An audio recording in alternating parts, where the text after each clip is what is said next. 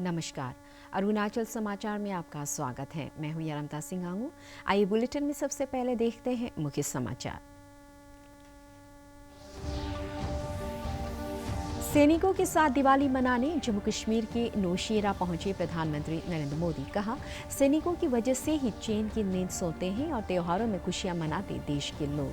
प्रधानमंत्री ने कहा, सैन्य परिवार के सदस्य के रूप में जवानों के साथ मनाने आया हूं दिवाली।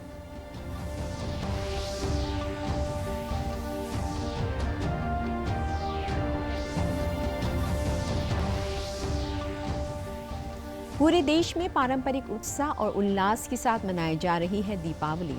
राष्ट्रपति, उपराष्ट्रपति, प्रधानमंत्री, अरुणाचल प्रदेश के राज्यपाल और मुख्यमंत्री ने देश और प्रदेशवासियों को दी दिवाली की शुभकामनाएं। ईटानगर में स्थानीय उत्पादों का इस्तेमाल कर मनाई जा रही है दीपावली। केंद्र सरकार ने पेट्रोल और डीजल पर उत्पाद शुल्क में की कटौती। अरुणाचल प्रदेश सहित पूर्वोत्तर के कई राज्यों ने वैट में की कमी। पेट्रोल डीजल की कीमतों में कमी से लोगों को मिली बड़ी राहत। अरुणाचल में पेट्रोल डीजल की सस्ती हुई दरें आज रात 12 बजे से प्रभावी। प्रधानमंत्री नरेंद्र मोदी ने कहा है कि देश के सैनिक मातृभूमि की सुरक्षा कवच हैं। श्री मोदी ने कहा कि इन सैनिकों की वजह से ही देश के लोग चैन की नींद सोते हैं और त्योहारों में खुशियां मनाते हैं। आज जम्मू कश्मीर के नौशेरा में सैनिकों को संबोधित करते हुए प्रधानमंत्री ने कहा कि उन्होंने हर साल अपनी दीपावली सीमा की रक्षा करने वाले सैनिकों के साथ मनाई है। श्री मोदी ने कहा कि वो नौशेरा में प्रधानमंत्री के रूप में नहीं बल्कि सैन्य परिवार के एक सदस्य के रूप में आए हैं। सर्जिकल स्ट्राइक का बहादुरों का स्मरण करते हुए प्रधानमंत्री ने कहा कि देश के 1 अरब 30 करोड़ लोगों का आशीर्वाद सेना के साथ है। आतंकवाद के प्रायोजकों को कड़ी चेतावनी देते हुए प्रधानमंत्री ने कहा कि आतंकवादियों ने जम्मू कश्मीर में शांति भंग करने के कई प्रयास किए जिन्हें विफल कर दिया गया। 2019 के बाद से प्रधानमंत्री की राजौरी की यह दूसरी यात्रा है जब उन्होंने सैनिकों के साथ दीपावली मनाई थी। थल सेनाध्यक्ष जनरल मनोज नरवणे भी नौशेरा में हैं। प्रधानमंत्री मोदी ने नौशेरा में शहीदों को पुष्पांजलि भी अर्पित की। गिनती के दिनों में सामने आ रहा है। आपके साथ ही मैं सभी देशवासियों को नौशेरा की इस वीर वसुंधरा से इन सभी पर्वों के लिए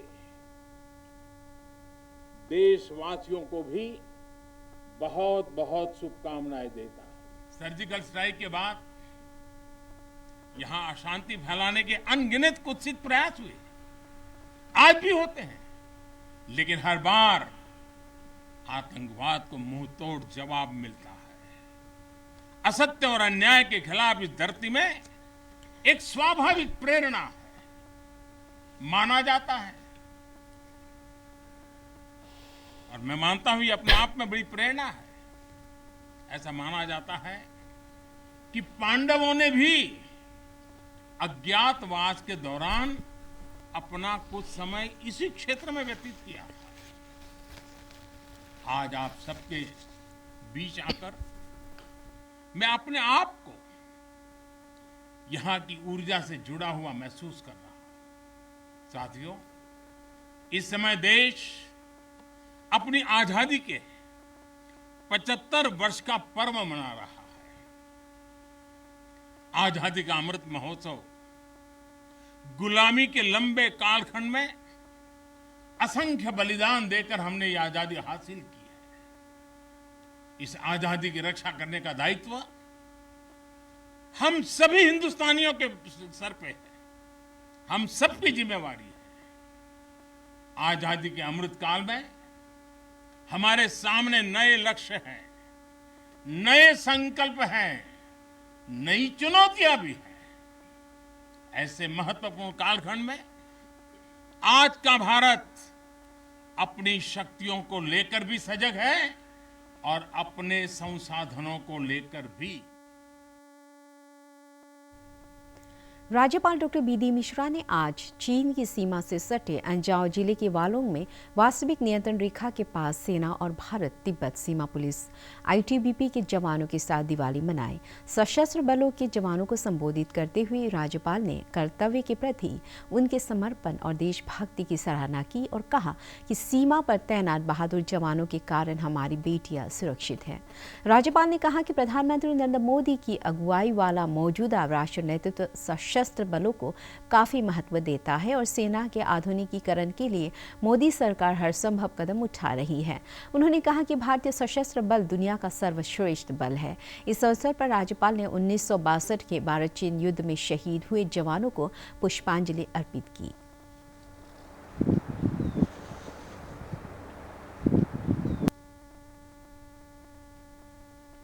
ये त्योहार खुशी का त्योहार होता है, खुशी में हम लाइट जलाते हैं। तो मैंने समझा कि जवानों के साथ जो हमारे ट्रूप्स हैं, दूर दूर से आने वाले हैं, यहाँ आए हुए हैं, उनके साथ मुझे दिवाली मनाने में बड़ी खुशी होगी और इसलिए मैं आज यहाँ।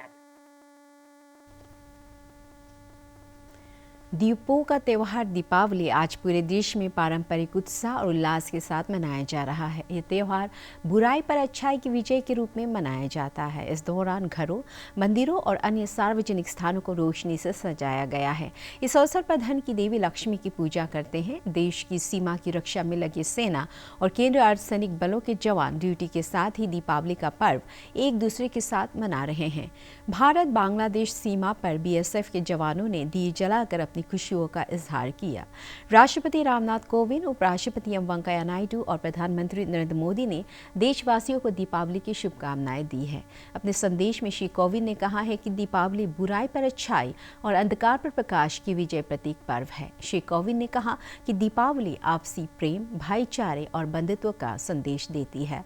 राष्ट्रपति ने पर्यावरण संरक्षण और सुरक्षा के लिए एक दूसरे के साथ मिलकर स्वच्छ और सुरक्षित दीपावली मनाने की अपील की है।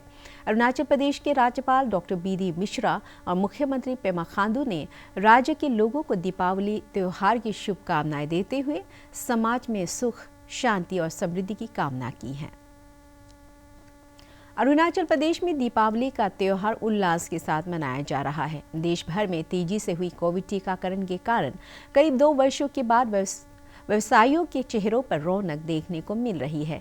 कई दिनों से इलेक्ट्रिक की दुकानों पर सजावट के सामान खरीदने वालों की भीड़ देखी जा रही है। मिठाई की दुकानों पर भी आज विभिन्न प्रकार की मिठाइयों की खरीदारी करते हुए लोग देखे गए। दुकानदारों का कहना है कि इस बार जन भावनाओं को ध्यान में रखकर स्थानीय उद्यमियों के हित में चीन से बने हुए सामानों का आयात नहीं किया गया। ईटानगर राजधानी क्षेत्र में व्यावसायिक प्रतिष्ठानों और आवासीय क्षेत्र में सजावट की गई है और लोग प्रशासन के दिशा निर्देशों का पालन करते हुए दिवाली मना रहे हैं। हो जाएगा। लाइटिंग जो है पहले क्या था, जो कि चाइना से हम लोग मंगाते थे, एक्सपोर्ट इंपोर्ट चाइना से करते थे, तो वो सब मैक्सिमम सेल होता था। लेकिन अब क्या है कि चाइना का आइटम हम लोग बंद कर दिया है। सारा अपना मेड इन इंडिया ही सेल करते हैं। कोरोना के बाद में अभी थोड़ा सा ये इम्प्रूव हुआ है, बिजनेस भी थोड़ा सा अच्छा सा अभी हुआ है। दीपावली के जैसे फेस्टिवल में थोड़ा अच्छा सा चल रहा है। केंद्र सरकार ने बुधवार को पेट्रोल पर केंद्रीय उत्पाद शुल्क में 5 रुपये और डीजल पर 10 रुपये की कमी करने का महत्वपूर्ण फैसला किया। केंद्रीय वित्त मंत्रालय ने कहा कि पेट्रोल और डीजल की कीमतों में उसी हिसाब से कमी आएगी। डीजल पर उत्पाद शुल्क में कमी पेट्रोल की तुलना में दोगुनी होगी। मंत्रालय ने कहा कि किसानों ने अपनी मेहनत से लॉकडाउन के दौर में भी आर्थिक विकास की गति को बरकरार रखा है। डीजल और उत्पाद शुल्क में भारी कमी आगामी रबी सीजन के दौरान किसानों के लिए प्रोत्साहनकारी होगी। हाल के महीनों में कच्चे तेल की कीमतों में वैश्विक उछाल के कारण पेट्रोल और डीजल की घरेलू कीमतों में मुद्रास्फीति के दबाव में वृद्धि हुई थी। वित्त मंत्रालय ने कहा कि दुनिया ने सभी प्रकार की ऊर्जा की कमी और बढ़ी हुई कीमतों को भी देखा है। सरकार सरकार ने ये सुनिश्चित करने के प्रयास किए हैं कि देश में ऊर्जा की कमी न हो। इधर अरुणाचल प्रदेश, असम, त्रिपुरा, मणिपुर सहित देश के कई राज्यों ने पेट्रोल और डीजल पर वैट में कमी करने की घोषणा की है। अरुणाचल प्रदेश सरकार ने राज्यवासियों को दीपावली पर्व का तोहफा देते हुए पेट्रोल पर वैट को 20% से घटाकर 14.5% और डीजल पर वैट को 14.5% घटाकर 7% कर दिया है। राज्य में पेट्रोल का संशोधित मूल्य 91 रुपये 87 पैसे और डीजल 79 रुपये 83 पैसे प्रति लीटर हो गया है। यह दरें आज रात 12 बजे से प्रभावी हो जाएगा। अपर सुबनसिरी जिले के दापोरिजो के लीडो कॉलोनी में आज सुबह आग दुर्घटना में 2 मकान पूरी तरह जलकर नष्ट हो गए। स्थानीय विधायक तान्या सोकी और जिला उपायुक्त मीका न्योरी ने मौके पर पहुंचकर प्रभावित परिवारों को हर संभव सहायता का आश्वासन दिया। इधर दुम्पोरिजो में बुधवार की रात आग दुर्घटना में एक मकान जलकर नष्ट हो गया। अभी तक दुर्घटना के कारणों का पता नहीं चल पाया है।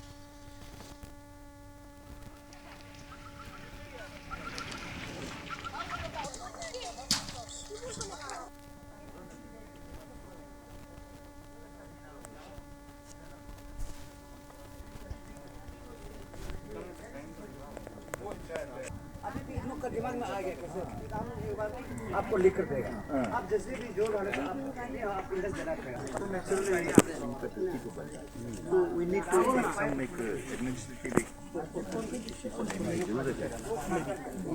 सर हमारे मेरे सर जी सर हमने तो ये पहले कॉन्सेप्ट में बताया सब।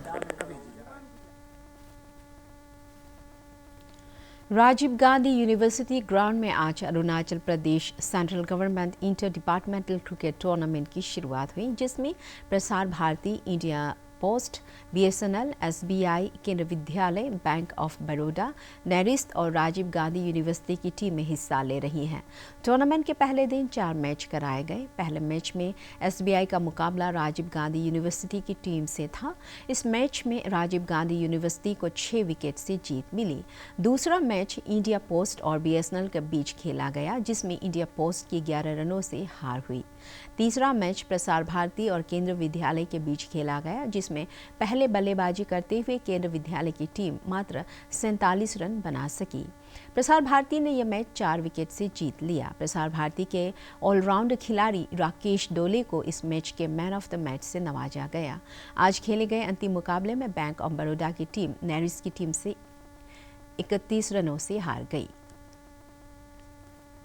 ईस्ट कामेंग ने राज्य स्तरीय महिला फुटबॉल प्रतियोगिता 2021 का खिताब जीत लिया है। ईटानगर के सांगे लादेन स्पोर्ट्स अकादमी ग्राउंड में बुधवार को खेले गए फाइनल मैच में ईस्ट कामेंग ने कुरुंग जिले को 2-0 से पराजित किया। ईस्ट कामेंग जिले की तरफ से अतो तान्या लियाक और मंजू ताकू ने 1-1 गोल किया। ईस्ट कामेंग के खिलाड़ी कापके कमसा को प्लेयर ऑफ द मैच घोषित किया गया।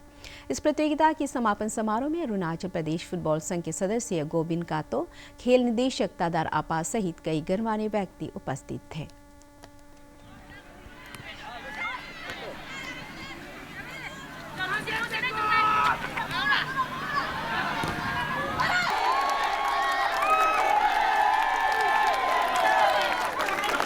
The winner of state level women's football championship 2021.